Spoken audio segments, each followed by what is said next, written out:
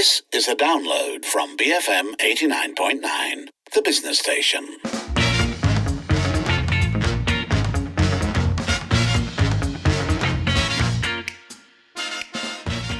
BFM 89.9. It is just about 6:10 in the evening. You are listening to Lynn and Kelvin on the evening edition. And today we are talking about freedom of speech. We're talking about censorship. We're talking about how we can manage hate speech and fake news on social media.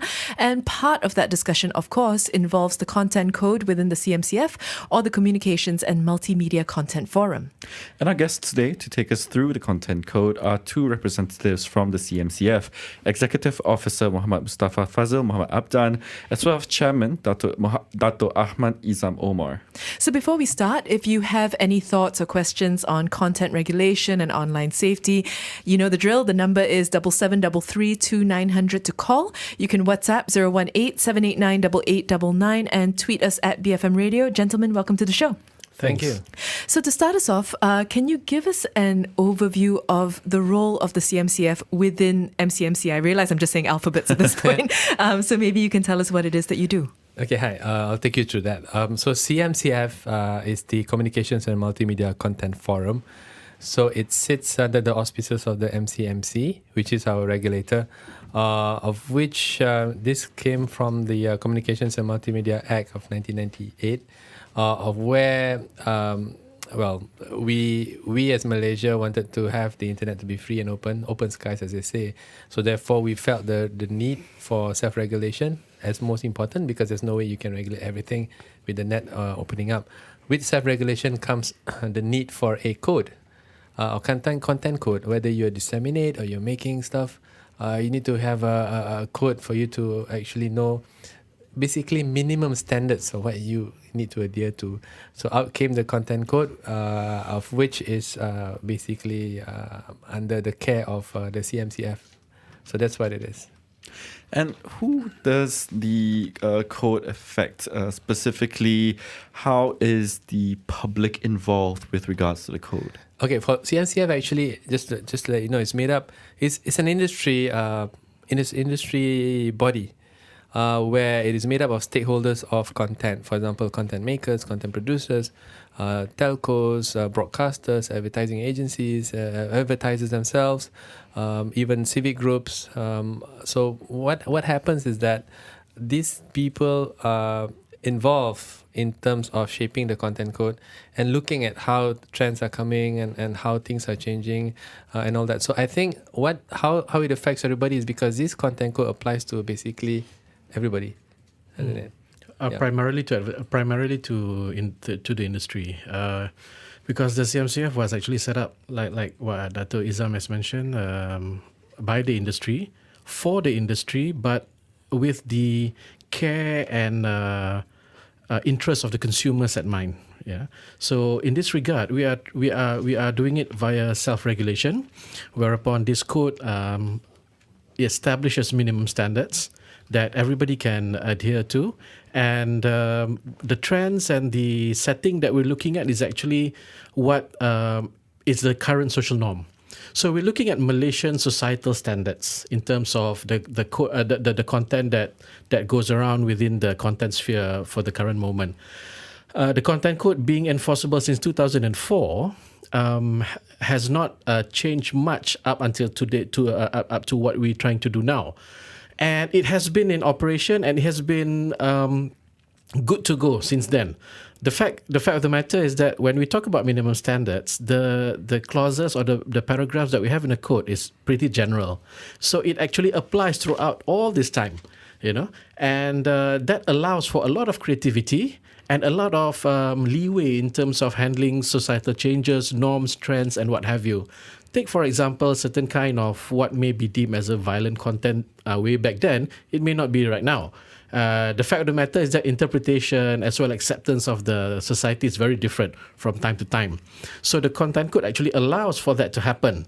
It is not prescriptive. It is not too prescriptive that it curbs what some may deem as certain freedom of expression or freedom of creativity. It does actually allow for that to happen. So does that then mean that we're talking about that the code in and of itself is broad enough to accommodate societal changes such that it doesn't need, frequent updates? Because when you were saying societal norms, I was thinking about exactly that, right? Because things change, society changes, what you consider deeply offensive or deeply problematic, that can also shift with time. So does the code as it exists account for that, or is it more to do with the fact that it will require, revisiting and updating? We believe that it does require some updating from time to time. So it is not going to be a yearly affair, and it is not going to be something that we think it might be it doesn't affect the daily lives. So the changes that we want to introduce, or we have been looking at for some period of time, actually does go into closing gaps that we have identified, and these gaps probably are, it does affect not only businesses but also the population, whom are largely consumers. So we're talking about people making money, people spending money, and at the same time we're looking at the safeguards that everyone should have. So that is why at the end of the day, what we're looking for is safety for the consumers, and the industry is actually taking the pains and effort to actually do something about it. And it's been 15 years, and only now we have a recent review of certain parts of the code. So it's been standing the test of time for a while, because as Encik Mus said, it is minimum standards. But the reason why we put minimum standards out on the code, even though they are minimum standards and by right everybody should know what sensitivities they are, there are always outliers who don't know. Right. So they need to see this to know, you should not do this, actually, So what are the major areas that are covered in the content code? Pursuant to what Dato' Izam was mentioning about the players within the industry, so the code actually deals with areas of content for these particular groups. So for example, if we take the most obvious one, is actually on advertising. So for advertisers, there are two parts to it. There are those who are actually product manufacturers, and there are those who are actually part of the advertising process, and there are those who are actually doing the broadcast of such content. So the advertising guidelines that we have under the content could actually covers all these people. So it allows for them to know what are the parameters that they are able to work within. And at the same time, it is also to encourage more participation by those who are actually creating content to advertise, but have previously had no guidance. So as we progress along, where the industry themselves abide to this code, these minimum standards, then those standards can actually be shared. So those outliers hopefully will then come into the same sort of like parameters that they can also feel that, okay, these are the standards which are acceptable by the community, and henceforth I can probably sell my goods and whatnot by the same token. So that helps both parties. At the same time, for broadcasters, it is a source of revenue, right?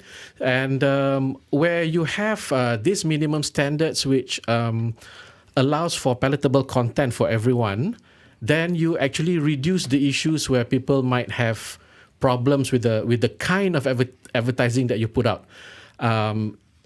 Like what the content code says is that advertisements should be truthful, honest, and should not be misleading and all that. So these are the standards that actually, in a way, should be common sense. But more often than not, there can be instances where, for the sake of selling something, you start to exaggerate more than what you should. You lose your common sense, basically. Yeah. So then the risk is that the consumers get what they feel like, it's all pure trickery, you're just trying to sell stuff. You're not really, your product really doesn't have any benefits to it, so on and so forth. So we also state, for example, that even when you make claims must be able to be justified. There must be readily available evidence for whatever that you claim about. So those are the kind of things that are put into the code. We're going to be continuing our conversation after this, going into more detail on the subject of advertising and what is and isn't acceptable. We're speaking today with two representatives from CMCF, Executive Officer Muhammad Mustafa Fazil Muhammad Abdan and Chairman Dato Ahmad Izam Omar. If you have any questions about really the kind of advertising you've been seeing, about the claims that have been made, about freedom of speech in terms of how it functions online, talk to us. You can call 7733 2900. You can WhatsApp 018-789-8899 and tweet us at BFM Radio. Brainy, fancy material. BFM 89.9. It's 6:21 in the evening. You're with Lynn and Kelvin, as well as live in the studio, two representatives from the CMCF, Executive Director Muhammad Mustafa Fazil Muhammad Abdan and Chairman Dato Ahmad Izam Omar, taking us through the content code and really what it regulates, which it turns out to be kind of quite a lot. So we were talking just before we took a break there about advertising specifically. And you mentioned that a lot of the minimum standard that we're talking about is really common sense. And I was thinking, because common sense, as the saying goes, isn't that common. Can you give us some examples of what that might govern, what some grey areas might be? Because I think very often we do see marketers and advertisers trying to stand in that grey area and exploit that. So take us through what that looks like. Well, typically I would say that the minimum standards that the code actually addresses is actually things which you would expect to have in a particular content regarding advertisement. For example, the product that is advertised should be a product that is legal, for example. And the honesty and truthfulness areas, or rather like I said earlier, the claims, the hyperbole that's being used and whatnot should relate to the product in its own characteristics and in its own right in terms of how it is to function or to be used. And obviously, we do not want to have an issue where an advertisement for any kind of product uses fear or distress, putting people under duress to buy it, because not everything is a must, So these are the kind of things that we have to make sure or ensure that the industry doesn't inculcate into their content. And further to that, one of the key things that we always look at is actually about claims. When one is selling a product, obviously they will have benefits, characteristics that sort of like differentiates their product from one against the other. And one of the ways to do that is either through claims, and that includes testimonials and endorsements, so on and so forth. If it is fairly done and it carries the weight of truthfulness and honesty to it, by all means, go ahead. But do not exaggerate to the point that it goes beyond what the product is capable to do. And we do allow for certain what is called in the industry as puffery. You can exaggerate here and there a bit to actually spice up the content. But that is more spicing up the content and its delivery rather than the product itself. If the product can't do that, you shouldn't be talking about it in that manner. So these are some of those basic parameters that we have. And the code, like what we are saying, is that it has just those minimum standards for everyone to comply with, but it doesn't stop you to actually be creative. The creativity that we're looking at in any kind of advertisement does include audio, visual, and even to a certain degree print. Although we do not regulate print, but it also exists in the online environment. The same kind of content. So these principles would go through all those mediums, especially the electronic network medium, and we want the consumers to be able to consume products or to consume the content that makes them to buy a particular product in the most safest manner. I mean, that's a keyword as well. So take us through what happens when someone doesn't comply. Well, okay, essentially we have instances where a particular advertisement has gone out. It can be either through audio or visual, and the people have a right to complain. So one of the things that we have under the Content Forum or CMCF is that in having our code, we are also able to enforce it. Enforcing it is through our own complaints bureau. So our complaints bureau is also independent from our top management, but it is also members of the industry are also there. A cross-section of the industry are also there, along with an independent complaints bureau chairman that deals with the complaint. So the complaint on, let's say, in this regard, where there's an advertisement which people may have an issue with and they had complained about, will be investigated upon. So looking at the content in itself and looking at it against the principles and guidance of the content code, we will then be able to determine whether it is in compliance or not. So there are also a few levels in a way, because there may be certain first offenders who may have misunderstood the code or whatever it may be. So we will look into the facts of the case. But in the worst case scenario where there is actually a breach, there are certain areas that is available for the content forum to actually take. One of it, we can issue a reprimand. That is one of the first steps. The other two is actually we can provide sanction with a fine of not more than 50,000 ringgit, and also to require for the act to stop, the advertisement to stop, or to remove the content altogether. So these elements only come in as well where there is a particular breach.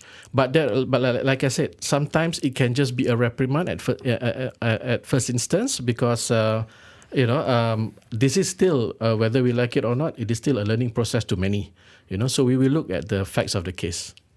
We have a WhatsApp message here from Muhammad Shani Abdullah, who says, on the 5th of July at 9 p.m. on TV3, very specific, a TV promo after the news showed a character with an unlit cigarette in their mouth and also a clip of someone carrying a child with an e-cigarette hanging from the neck of the father. This goes against the code, and this complaint has been submitted to CMCF. Could you just take us through, I guess the dimensions indicated here? Okay, so as an example, within the code, within the content code, there are also elements under the advertising guidelines which stipulates that there are certain unacceptable products and services that are allowed to be advertised, and one of it includes cigarette, tobacco, and its accessories. So that could be one of the issues that as was raised, that could be against the code. Obviously, our complaints bureau will need to look into the actual content before it can rule on anything. And further to that, I think it's about child safety. Among many nations in this world, Malaysia has one of the good criteria of having child safety within this content code. So the child safety aspect is that a child can never be put in a situation where it endangers them. So it could be within the content that was mentioned, puts the child into such a predicament. So our complaints bureau will need to look into that closely and then determine whether it breaches the code in any way. We're speaking today with Executive Director Muhammad Mustafa Fazil Muhammad Abdan and Chairman Dato' Ahmad Izam Omar, both of the CMCF. We're talking about the content code and all that it covers. We've been talking about advertising, so you can keep those messages coming. We're also going to be talking after this about freedom of speech, so you can call us 77332900. You can WhatsApp 018-789-8899 and tweet us at BFM Radio with any questions you might have. Keep it here on the Evening Edition, BFM 89.9. Beyond Frivolous Matters, BFM 89.9, the business station. Good evening. It is 6:35. You're with Lynn and Kelvin on the Evening Edition. With us in the studio today, two reps from the CMCF, Executive Director Muhammad Mustafa Fazil Muhammad Abdan and Chairman Dato' Ahmad Izam Omar, talking to us about the content code today and all that it covers. We do have messages and we do have a caller, but before that, I just want to pick up very quickly on something that we were talking about beforehand. So when it comes to the Complaints Bureau, you've mentioned that it's going to be, investigation, that it is something that the Complaints Bureau will have to see and look into for themselves. Is there an estimated timeline when someone who complains, when they can expect a response? Well, there is a stipulated timeline in the code, but we have found that to be quite difficult to actually say whether we can, deliberate on a particular complaint fairly within those times. So what we do on a best effort basis is that if there are cases where we can actually eliminate or rather dispose of within 24 to 48 hours, we will do that. So cases which we determine to actually carry a lot of weight of evidence, it will take some time. When we talk about such cases where where we can really have a good turnover, it would be more often than not simple content cases where we can immediately answer the consumers or the complainants and really settle it there and then.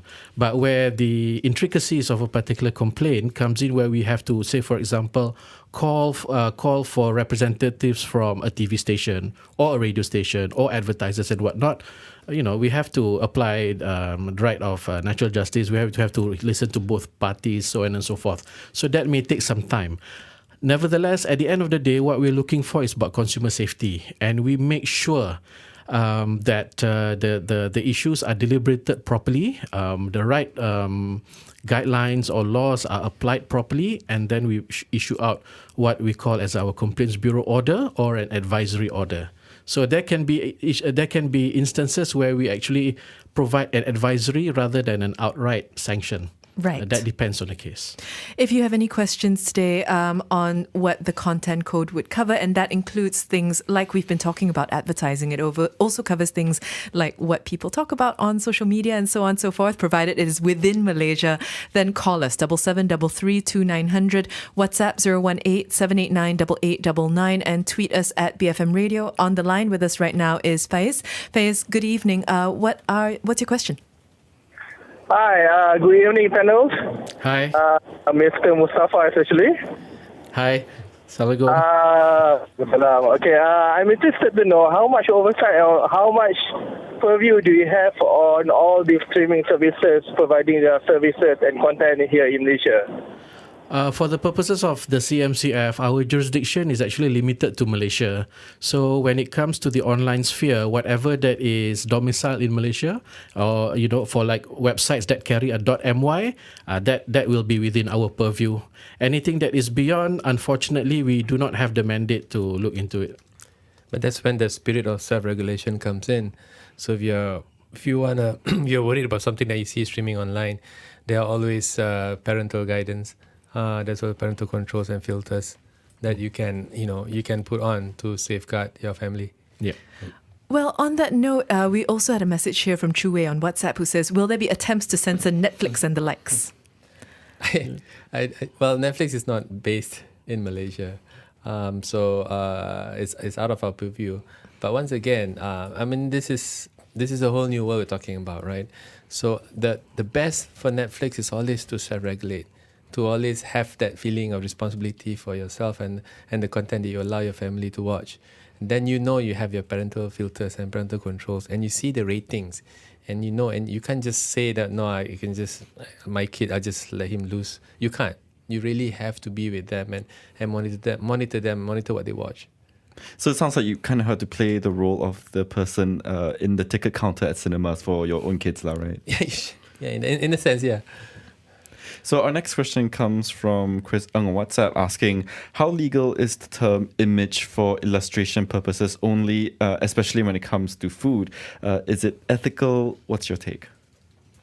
I think, we have to look into the aspect of what is deemed to be a disclaimer. When you actually talk about or show something, there are moments or there are parts where you don't actually have the right footage or the right kind of image to put up, but you do want to illustrate something. So henceforth, in order to convey a certain kind of perception, a picture is put, but in a way that is also a self-regulatory aspect where you actually put the fact that it is for illustration purposes only. We must always remember that for all intents and purposes, we as consumers must also take the responsibility of finding out the proper truth. So if we know that image is for illustration purposes only, then it is incumbent upon us that if we do want to have that product, we have to find the necessary information to allow us to make an informed decision. So, for that particular part, it is more of a disclaimer in terms of trying to convey a message. But it's always the saying is always buyer beware. So in that case, consumers must also know that we also carry many responsibilities in order to safeguard ourselves. And, while we're talking about, well, this is actually on the complete flip side of food, but while we're talking about things like having to update the code, while we're talking about things like having to account for new entrants into the space, recently the CMCF intended to introduce the need for approval for the health ministry when it comes to slimming products in order to kind of facilitate consumer protection. When and how are new considerations like this taken into account? And I think this is a particularly interesting thing, because if you look at how it happens overseas, for example, slimming products are often advertised by people like influencers. Well, I think, from our perspective, we actually look at it all the time in terms of new developments, new changes, and within our membership, stable of membership as well, everybody actually provides information to one another in terms of what are the developments of the industry.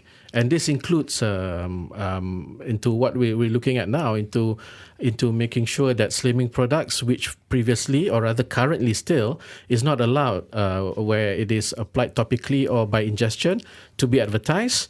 But there has been changes within the industry. There has been a lot more acceptance by consumers as well. So we don't really take this lightly. Henceforth, we actually did a lot of background work, and that includes engagement with the Ministry of Health. So ultimately, what has arisen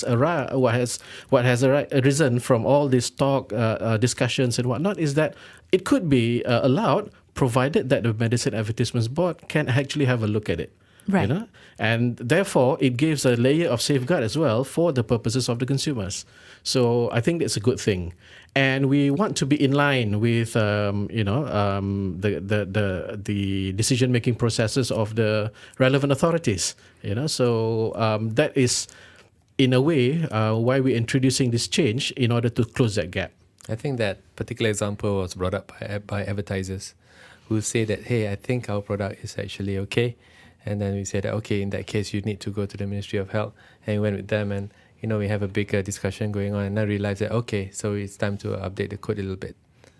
So where do influencers fit within the code right now? It seems to be companies directly contacting influencers to market certain products, whether it's slimming products, whether it's skin whitening products for adults, and last year we saw a case involving babies as well. So where do they fit there? So they are actually part of the final content, if you like. So what we are looking at CMCF is actually the final content as well. So whether they use influencers or not, the final content must adhere to the content code.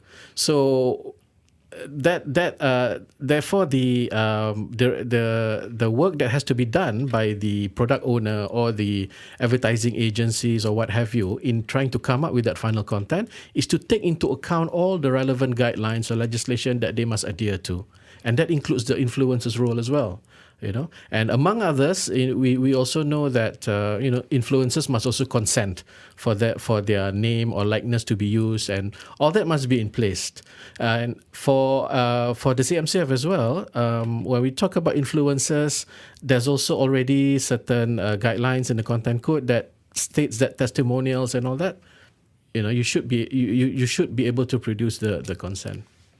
We're speaking today with two representatives from the Communications and Multimedia Content Forum. Its Executive Director, Muhammad Mustafa Fazil Muhammad Abdan, and its Chairman, Dato' Ahmad Izam Omar. After this, we're going to be turning our attention to the difficult subject of the internet and freedom of speech and just all of it. So if you have any questions, if you have any comments, call us 7733 2900, WhatsApp 018 789 8899, tweet us at BFM Radio.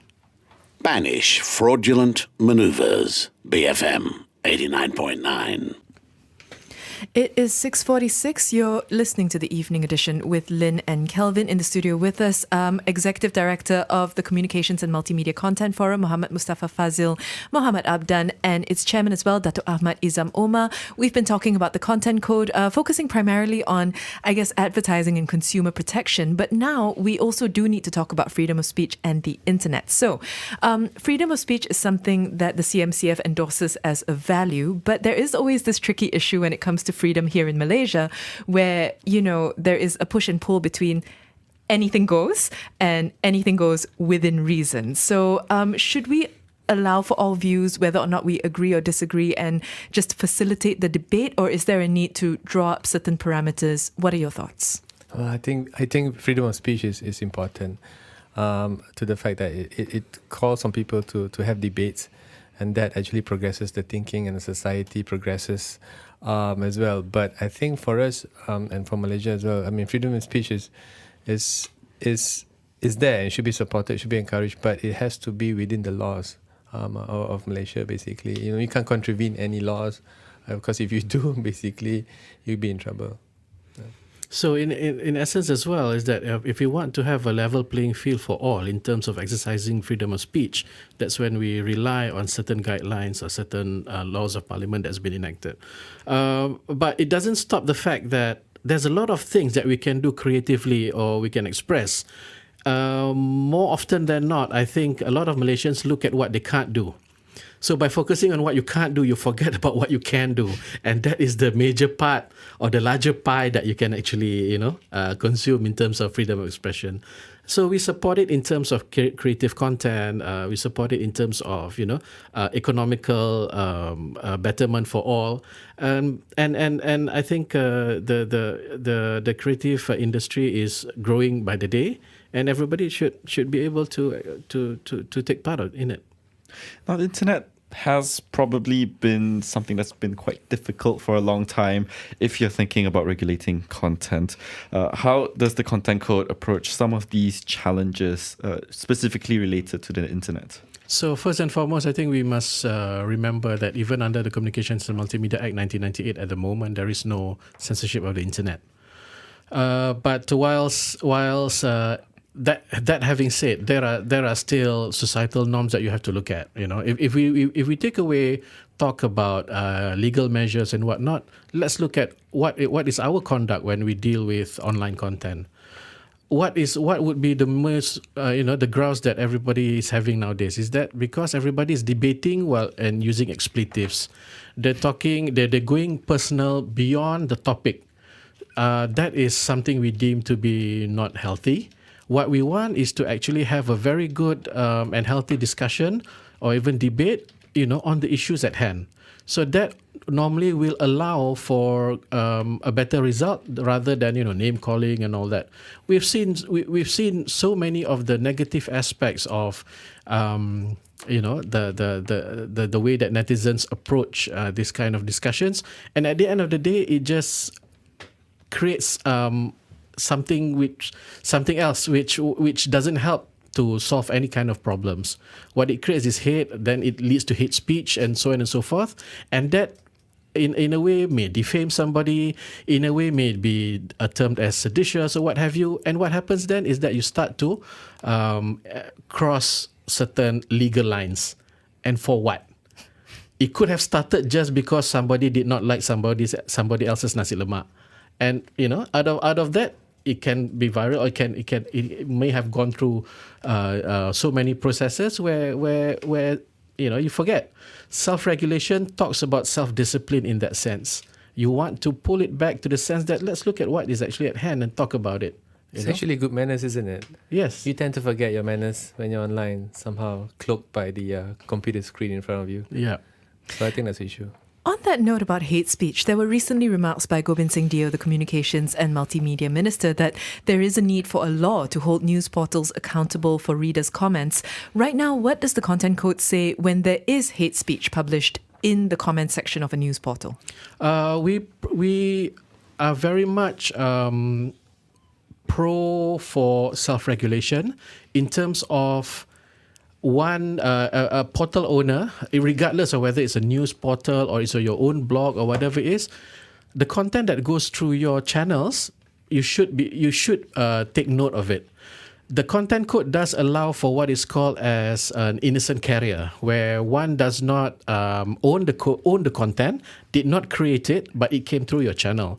So the concept for innocent carrier is allowed. Where once you find out that the content might be something which is wrong, you have to remove it. you will be deemed to not be responsible for it. But if you do not remove it, then you might get liable for it as well. Is there a time span during which you do need to kind of spot it and remove it? There is a requirement under the content code. I think it's not more than 24 or 48 hours to remove the content once Right. it is found that it is objectionable. Now, does the code also apply to messaging apps, which, as we know, is the platform where a lot of unverified information and news is spread? We take into account that the code defines similarly into emails. Emails are considered to be very individual in nature. But if the email is considered to be spam, where it is blasted on a huge amount, then it could be deemed to be general content, and it could be something that we can take a look at. So, even though if it's a WhatsApp message and it goes through certain groups or whatnot, it may not cross the line that it's not individual. So we have to look at the facts of the case when we deal with it, if it comes. And we know that issues of online safety and security are tremendously important in the modern age. How does the content code approach matters relating to this, including things like scams, cybercrime, cyberbullying? How does the code account for that? Especially because, like you said, self-regulation is important and it's good. But when it comes to things like this, people will abuse it. Yeah. So well, for one, we are proponents of self-regulation, and that is actually to tell people that you have rights. You don't need to be spam. You don't need to fall under scams and whatever not. So it is more of a conduct, and the content code gives you certain kinds of elements of what kind of content is allowable. But beyond that, it is actually something that you have to look at on a personal basis, especially when it comes to scams or spam or whatever it is. When you talk about scam, it's actually theft. When you talk about theft, then you report it to the police. So there are elements where you actually have to reach out to other regulatory authorities as well. And that does include the police, the MCMC themselves, so on and so forth. But that's the thing, though. I think we shouldn't just... The problem is everybody just believes everything they read. Because it's printed, you just believe it. So I'm like, for example, the other day my father really wanted to take some medicine that I've never heard of because he believes something that someone wrote on WhatsApp, which I told him anybody could have written that.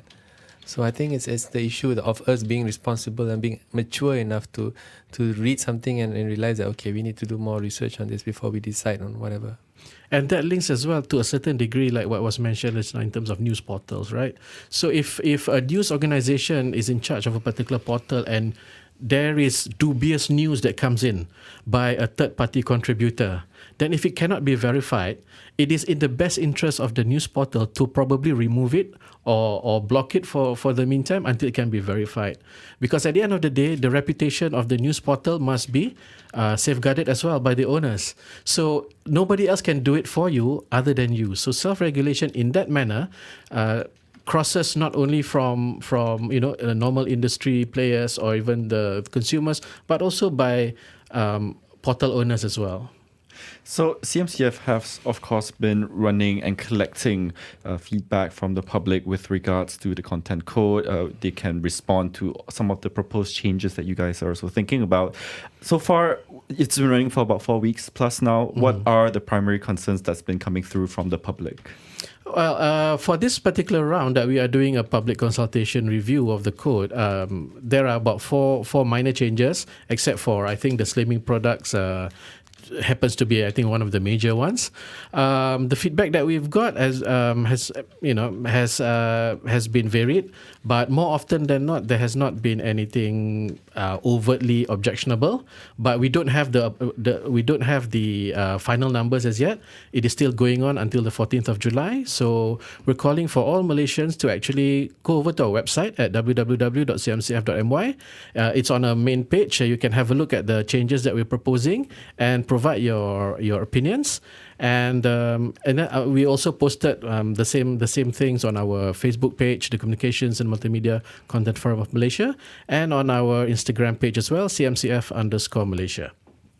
Thank you both so much for coming in and speaking with us. Thanks. That was Dato' Ahmad Izam Omar, Chairman of CMCF, and Muhammad Mustafa Fazil Muhammad Abdan, Executive Director at CMCF.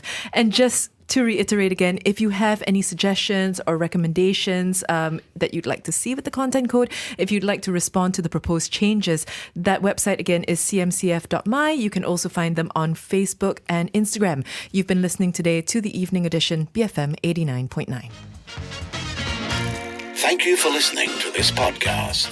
To find more great interviews, go to bfm.my. BFM 89.9, the business station.